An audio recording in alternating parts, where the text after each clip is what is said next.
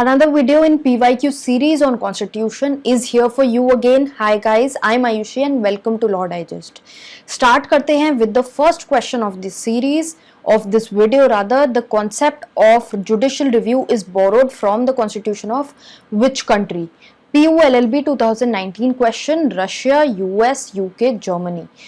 The correct answer to this one is USA. Option B is the correct answer. Russia से जो है वो हमने बोरो किया है फंडामेंटल ड्यूटीज, यूके से हमने पार्लियामेंट्री सिस्टम बोरो करा है, और भी चीजें हैं. जर्मनी से we have borrowed the suspension of fundamental rights during emergency. तो सभी कंट्रीज से कुछ ना कुछ बोरो किया है, इसीलिए इंडियन कॉन्स्टिट्यूशन जो है that is the lengthiest in the world. So ये जो कॉन्सेप्ट है कि कहाँ से हमने क्या बोरो किया है, this you should be aware of. there's already a PDF available on my website in the free material section, जहाँ पर आपको ये information मिल सकती है अगर आपने अभी तक नहीं पढ़ा है इसके बारे में. The website is www.lawdigest.in. वहाँ से you can get hold of the free material. Then the Amendment Act, Citizenship Amendment Act जो आया था, that provides for special provision relating to migrants of which countries. इनमें से कौन सी कंट्री के relation में इस एक्ट के प्रोविजंस गिवन है? Myanmar, Afghanistan, Bangladesh, Pakistan.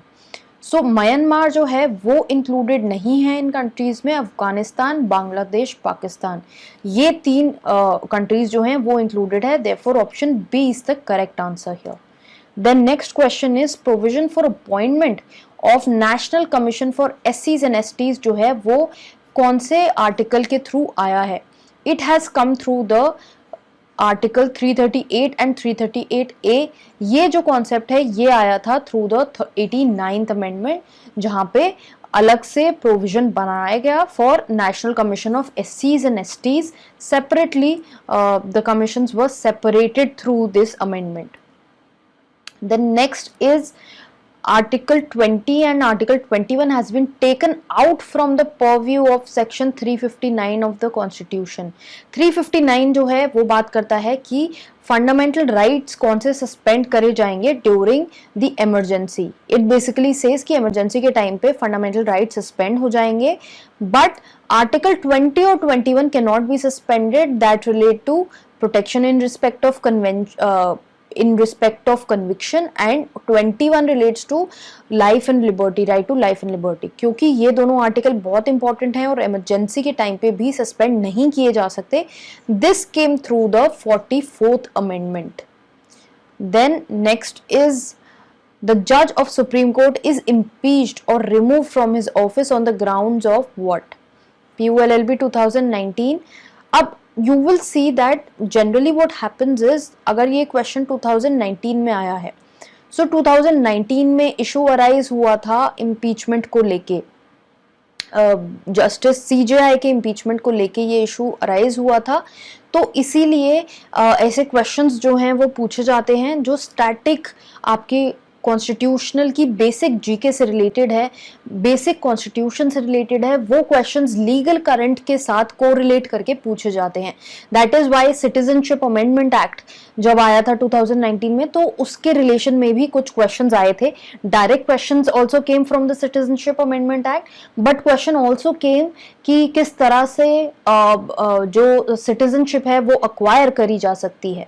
So all these things you need to keep in mind. तो लीगल करंट अफेयर्स दिमाग में रखना बहुत ज़रूरी है टू अंडरस्टैंड कि स्टैटिक जो हमारी एग्जैक्ट लीगल टॉपिक्स हैं, जो हमारे बेसिक लॉज हैं, उनसे क्या क्वेश्चंस पूछे जा सकते हैं. नाउ द जज of supreme court can be removed on the ground of proved misbehaviour और incapacity. Therefore option C is the correct answer. Next is speaker of Lok Sabha कौन अपॉइंट करता है? स्पीकर ऑफ लोकसभा जो है he is the leader of the Lok Sabha. So he is appointed by the members of the Lok Sabha only. Therefore option D जो है वो correct answer होगा. Next है कि इंडियन कॉन्स्टिट्यूशन में जो कौन है वो ओथ लेता है to protect and defend the constitution. The correct answer to this one is president. President takes the oath to protect and defend the Constitution of India.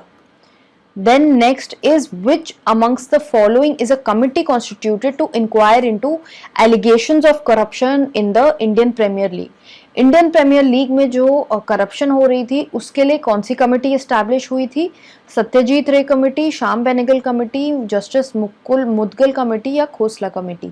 Justice Mukul Mudgal committee is the correct answer to this question. This committee was established to look into corruption issues जो BCCI को लेकर हुए थे. Committees जो है important, उसके respect में we have a module that's available because it is difficult to find a module और any information as such on committees which is updated. So we have our own module where we keep updating the PDF with respect to the committees, so you can check there. Then question 9 is which high court in India had the first woman chief justice?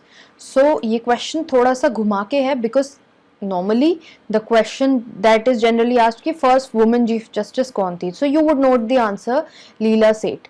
But कौन से court के लिए she was appointed? She was appointed for the court of Himachal Pradesh. So option D is the right answer. Then time gap between two sessions of the parliament should not exceed how many months or years?